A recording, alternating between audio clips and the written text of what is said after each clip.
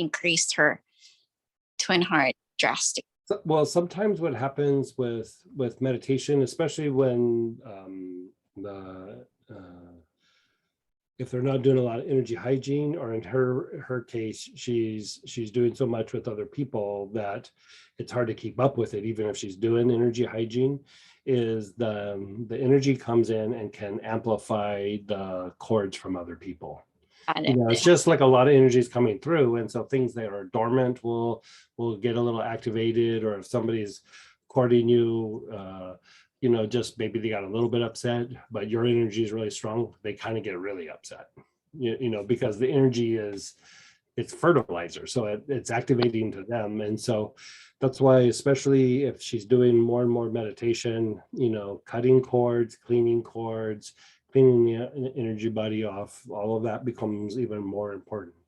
I remember when we were working with I was working in that kind of that good sized group of psychologists, and a couple of times we'd do things where I'd lecture to them about like hygiene and meditation and things. There's like, I don't know, there was like maybe 30 of them or something. And there was story after story of where they would say they had an intense session with somebody, and then they would go home and be on the couch for 2 days and couldn't get up, and they would have like kind of a, not a low grade fever, but they would just feel hot and they would have a headache. And I was like, it's contamination. And they all kind of would push back because they're very academic, and I was like, just trust me, just take a salt bath, like chocolate root cleanser or coffee or something like that. Take a good solid salt bath afterwards. And the first few times I said it, they really kind of blew me off, and then a couple of them started doing it, and they were like, every time I see this one person, the person had gone through a really horrible thing. Mm-hmm. It was just contaminating, and they were having breakthroughs, but I mean, a therapist is really getting expelled on quite substantially, and so they get so contaminated. And a couple of them started doing it, and they were like, after the person left, I felt a little heavy. I went and took a salt bath, and it was like I didn't have to spend 2 days or the weekend on the couch. I mean, there was this one therapist where she would only see people like that on Friday so that she could spend the weekend on the couch. Like, that's how bad it was. And so just with a bit of the hygiene and having some habits, it all stops. Yeah. So to protect herself, maybe put Palo Santo? It's hard to protect yourself when you're a therapist, because the connection, you could wear an amethyst, you could wear, you could do things, but it's like going out in the garden and gardening. You're in the garden, you're going to get dirty. Like, the thing is when you come inside, you got to shower it off. If you try to stay clean and garden, it's not going to happen. Right. And so with doing therapy, you just have to be able to take a good shower, afterwards. Like, you're going to get contaminated, over a period of time. The energy body gets used to kind of dealing with it and can kick it out a little bit better, but you have to kind of train the energy body to do it. All right. Well, thank you.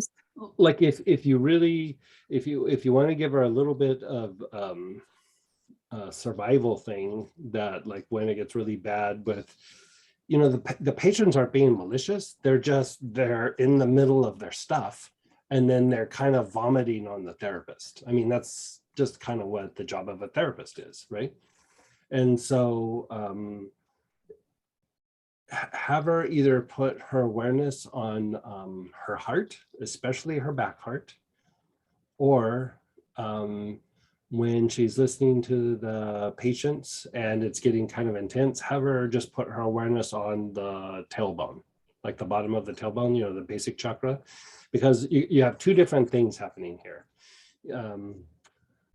One, when they're vomiting, the heart will take it and transmute it. Like, a lot of times we're talking, we're in our head, and so the heart might not be as activated as it could, and then stuff comes out and it hits your field, and you have to kind of do it after the fact.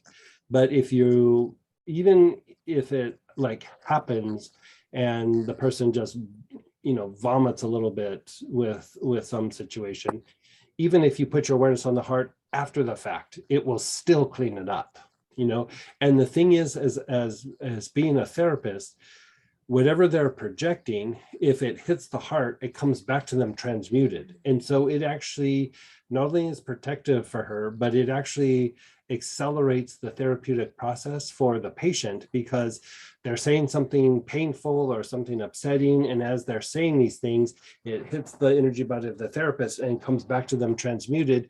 And it literally starts to activate the heart of the patient. So just by doing that, you still use the skill sets that you have, but a lot of times just even that process stimulates the healing. Then if it's like something that's really maybe a little bit too much, or they're uncomfortable with doing it in the heart, if their awareness is on the basic chakra as they're talking, you still you listen, you do everything, but your awareness is just in the back of your head. It's on the bottom of the tailbone.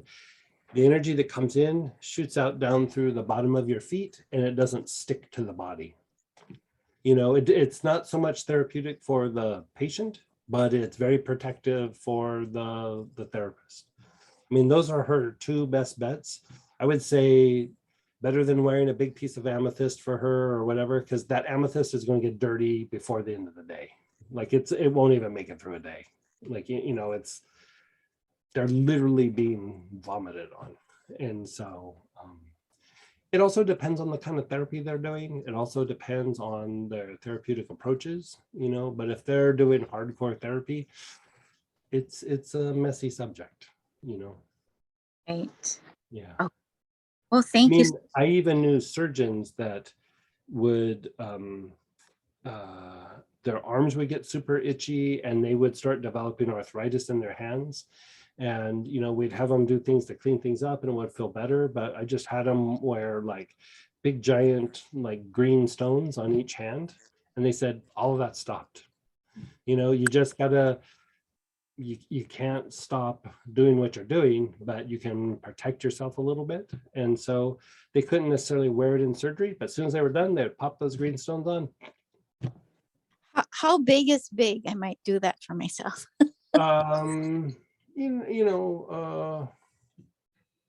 Like green tourmaline, right? We're Green talking tourmaline, chrome Mhm. dioxide, moldavite, something along that lines. At least a couple of carats, Okay. 2-3 On carats. both hands. Well, you're not going to want to wear it on your hand doing energy healing. You could put it on afterwards. I would honestly just wear the green stone on the non-dominant hand, and then when you're done doing healing, pop it over to the other side. That's what I used to do. Like I would just like wear it during the healing, and then when I was done, I'd switch it over to the other hand for a little bit. Oh, okay. Got it. I mean, if you want to have two rings, yeah. I mean, but like, also being like cost effective and everything, you Right. just use one and go back and forth. Okay. Wonderful. Thank you so much. You're so welcome.